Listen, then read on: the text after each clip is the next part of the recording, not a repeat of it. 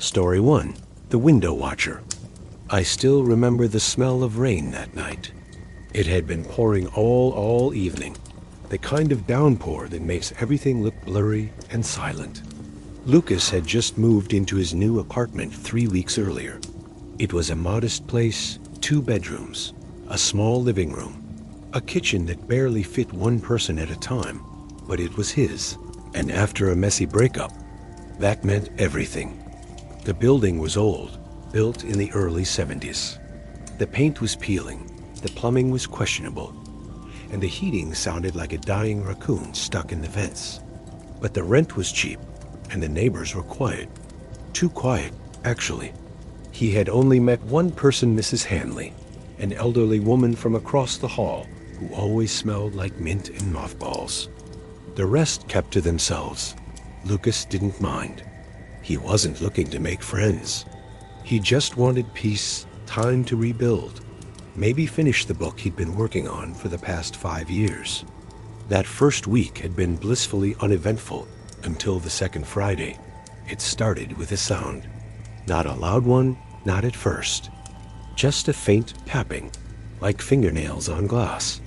He heard it while brushing his teeth around 11 p.m.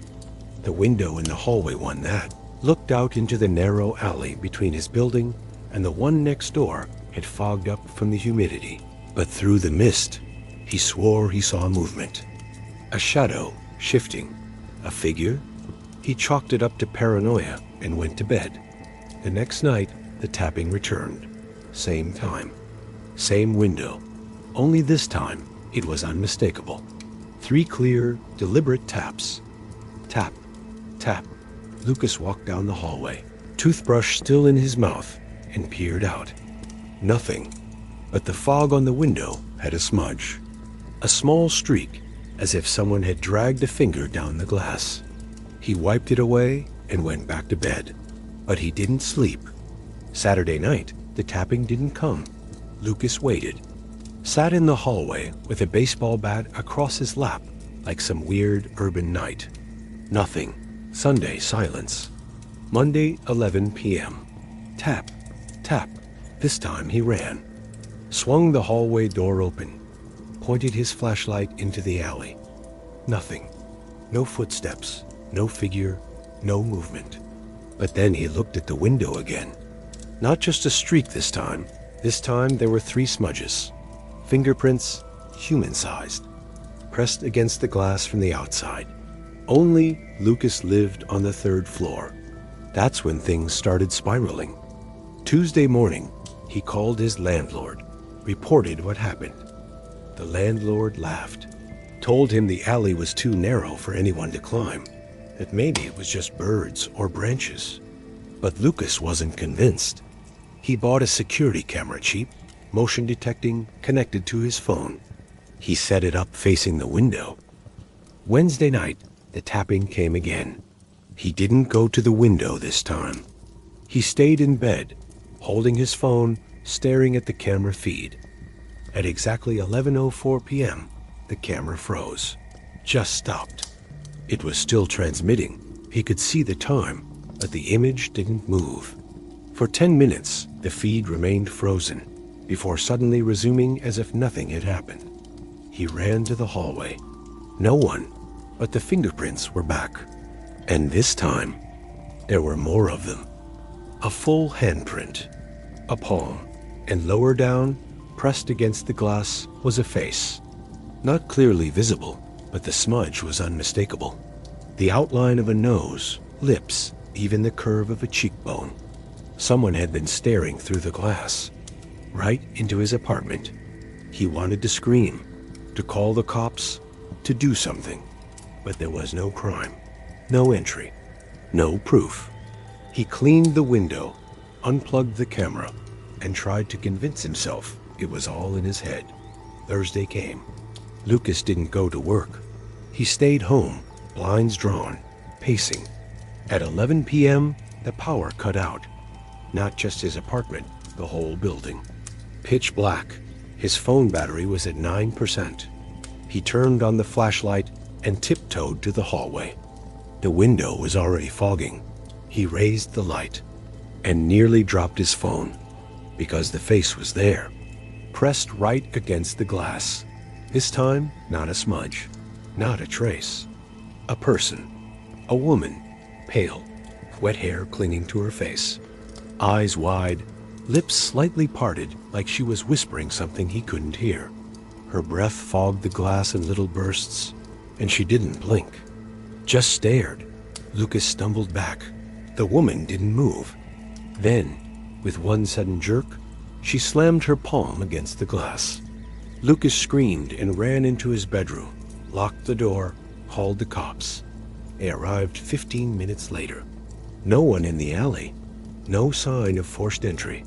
No footprints. Nothing. But the smudge on the window remained. The outline of her face still visible. Her eyes, her mouth, frozen in that last terrifying stare. Lucas moved out the next day. He never finished his book. Never went back for his deposit. The landlord called him 2 weeks later. Said the new tenant had also heard tapping. But this time, it wasn't at the hallway window. It was the bedroom. And when he looked out, there was no woman. Just a single note taped to the glass. You re not supposed to look back. Story 2, the forest game. They had done this every year since college. A tradition born from nostalgia and cheap beer. Chris, Aaron, Mike, and Dylan, 4 guys in their late 20s, trying to recapture the reckless freedom of their early 20s.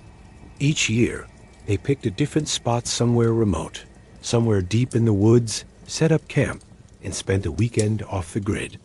No phones, no GPS, no distractions.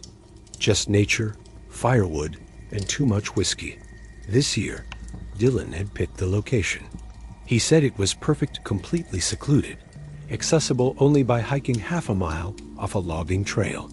No cell signal, no people, just trees and stars. They arrived Friday afternoon, set up camp, cracked open a few beers, and spent the night laughing around the fire, telling stories they'd already told a dozen times. It was everything it always was: carefree, warm, a little stupid, but harmless. Saturday was just as chill. They hiked to a nearby creek, swam for a bit, took photos with an old Polaroid Dylan insisted on carrying around. By nightfall, they were back at camp, tired and buzzed, sitting around the fire, trying to invent new games. And that's when Mike suggested the forest game. The rules were simple. You take turns walking 30 steps into the dark forest. No flashlight, no phone, no talking. Then you stop, wait exactly 60 seconds, and come back. That's it. It was dumb. A test of nerves more than anything. Aaron went first. He laughed the whole way out, counted his steps loud enough for everyone to hear, came back saying he almost peed himself when he stepped on a stick. Chris went next. He got weirdly serious, said he felt like something was watching him, but everyone thought he was just trying to mess with the others. Then Dylan, silent the whole minute, came back pale, said nothing. And then Mike. Mike never came back. At first, they thought he was just dragging it out, playing a prank. They waited, joked, yelled his name. But 10 minutes passed, then 15, and the joking stopped. Aaron grabbed a flashlight. Chris took a hatchet. Dylan stayed back to guard the camp in case Mike circled around. They walked the 30 steps, called his name, nothing. They walked deeper, shouted, still nothing. And then Chris found something. A shoe, Mike's shoe, lying in the dirt, laces still tied, like it had just slipped off his foot. There was no blood, no drag marks, just a single shoe, and silence. They turned back, panicked, ran to camp. Dylan hadn't seen him either. They waited until dawn. No Mike. At first light, they packed up, hiked back to the car, drove until they found a ranger station with a radio. The search went on for 5 days. Dogs, drones, helicopters. Not a trace, no trail, no scent, nothing. It was like Mike had evaporated, vanished. The police questioned them for hours, repeatedly, took their gear, tested for drugs, accused them of everything from negligence to foul play, but there was no evidence. Just a missing man and 3 terrified friends who had no explanation. Months passed. The guilt was unbearable. They stopped speaking. Each went their separate ways. But then, almost a year later, Chris got a package in the mail. No return address. Just a small box wrapped in brown paper. Inside was a Polaroid photo. Faded, grainy, but clear enough. It was Mike, standing in the woods. Not like he'd just taken a selfie. No, he was standing still, arms by his sides, blank expression. And in the corner of the photo, half hidden by the trees, was a face. Not Mike's, not human, just ... wrong. Chris called Aaron and Dylan. Neither of them had received anything. They met up, stared at the photo for hours, tried to find answers, but couldn't, so they did the only thing they could think of. They went back, same spot, same gear, same path, hoping to find something. Closure, anything. They set up camp, waited for nightfall, and then, with shaking hands, Aaron took 30 steps into the forest. He never came back. Story 3, The Man with the Wrong Name. It was supposed to be a quiet summer. Rachel had just moved into a new neighborhood on the outskirts of town rows of nearly identical houses. Manicured lawns, mailboxes with little flags. The kind of place where people waved at each other just because they lived nearby. She liked it. After years of Chaos City noise, roommates, breakups, this was exactly what she needed. Her house sat at the end of a cul-de-sac, quiet, peaceful.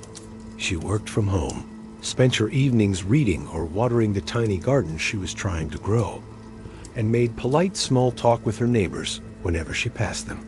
One afternoon, while dragging a heavy bag of mulch to the backyard, a man walked by on the sidewalk. Tall, thin, wearing jeans and a gray hoodie despite the heat. He smiled, said, "Hi, Rachel." She paused. "Hi," she said cautiously, assuming he must have overheard someone else say her name. "Nice to finally meet you," he added. "I'm Dave. I just moved into the Johnsons' old place." Rachel nodded, trying to recall if the Johnsons had even mentioned moving. They hadn't. She also didn't remember seeing a moving truck, but she didn't think much of it. Maybe she missed it. "Welcome to the neighborhood," she said, then dragged the bag inside and forgot about it. Until 2 days later, she saw Dave again. This time, walking his dog. Only it wasn't a dog. It was a leash. Just a leash. No dog. He smiled the same way, waved, and said again, "Hi, Rachel." This time she felt a chill. "Where's your dog?" she asked, half joking. "Oh," he said, "you'll see her soon. She's a good girl, likes to stay hidden." And then he kept walking. That night, Rachel couldn't sleep. She kept replaying the moment in her head. The empty leash. The way he said her name, like he had always known it. The next morning, she walked past the Johnsons' house. Curtains drawn. No lights. No cars in the driveway. It looked empty. She rang the bell. No answer. She asked a neighbor the Johnsons had moved 6 months ago, and no one new had moved in. Rachel called the police, explained that a strange man claiming to live there had approached her twice. They said they'd check it out. 2 officers came by later that afternoon, knocked on the door. No answer. But as they were about to leave, one of them peeked through the side window. He saw a chair, a small table, and dozens of photographs taped to the wall. All of Rachel. Different angles. Some taken from outside, some from inside. They kicked the door in. The house was empty. Completely. No furniture. No lights. No electricity. Nothing but the table, the chair, and the photos. They took everything into evidence, promised to investigate, set up a patrol in the area. For the next week, Rachel didn't sleep.